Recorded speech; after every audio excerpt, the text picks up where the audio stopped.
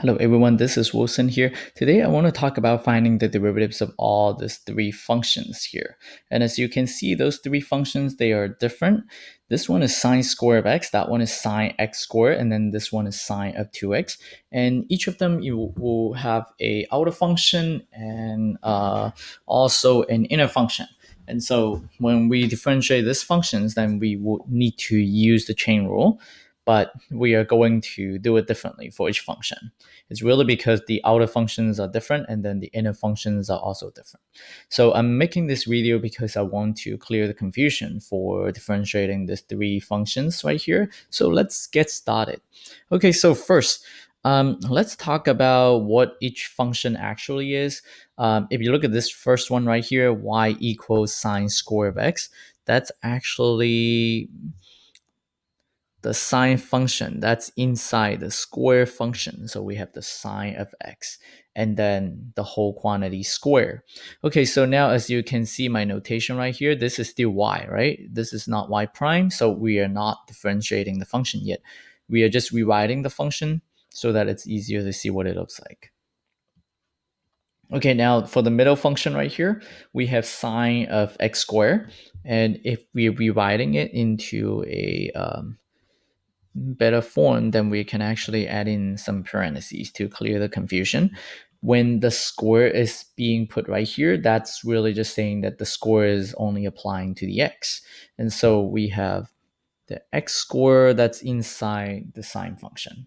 Okay, now this last one right here, we don't actually need to do much. This is still just what? This is still just the 2x, okay, just the 2x. That's inside the sine function. Okay, so now let's identify the outer function, the inner function. So we're getting the outer function for this sine of x square. It's actually the square that's the outer function.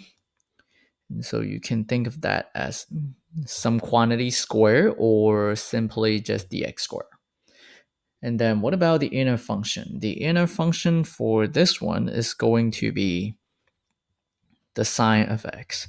And so as you can see here, if you put this inner function back into the blank, then you are going to get back to this original function here. Okay, so now if we are to take the derivative of this function here, then what happens is that we have y prime, and then using the chain rule, we need to differentiate the outer function first. So that will actually give us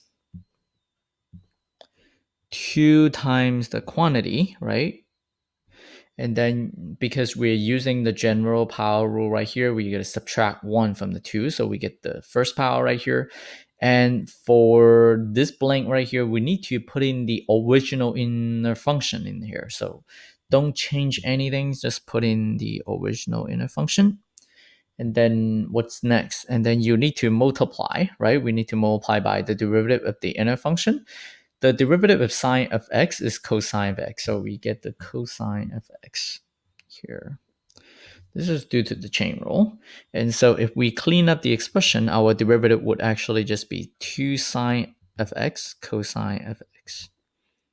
Okay, so that's the answer for the derivative for the first function. Now let's look at the second one. The second one, let's just write down the outer function here. The outer function for this one, okay, is actually the sine function. Or you can simply just put sine of x, but we can also leave the x as a blank so that we can fill in the inner function in there. What about the inner function here? The inner function is what? It's just the x squared. So now when we take the derivative, we get y prime is equal to, so let's take the derivative of the outer function, which is the sine, right? So we are going to be getting cosine. Okay, so we get cosine of x, and then this x will be a blank. And then now you need to fill in the inner function in there, so we get the x squared. And then we need to multiply by the derivative of the inner function. So we differentiate this x squared, we are getting the 2x. And so now our final answer would just be, if cleaning up the expression, we get 2x cosine of x squared. So see that they're actually quite different, as you can see when you take the derivative, even though they look quite similar to each other. This one looks different from the first two, and If you're talking about the outer function for this one, the outer function, it's actually the same as the second example that we have here. We have the sine of blank, right, or sine of x as the outer function. What about the inner function? The inner function is going to be 2x. Yeah, it's not x squared, it's 2x. And so if we are taking the derivative, okay, so if we're taking the derivative, then what do we get here? We are getting cosine, right? And then the blank. Then see that we need to plug in the original inner function, so we get the 2x. Just copy that in there. And then times the what? Times the derivative of the inner function. So we are going to multiply by 2 because that's the derivative of 2x. And so cleaning up the expression, we have 2 cosine of 2x. So do you see the difference between all three? And I would say that the third one is actually similar to the second one, but um, the second one and the first one are similar but different, and that will cause more confusion in some way. Okay, so that's it for all these three examples. If you like this video, please give me a like, subscribe to my channel, and share my videos to others. It will give me support to take more videos, to make more videos for on math.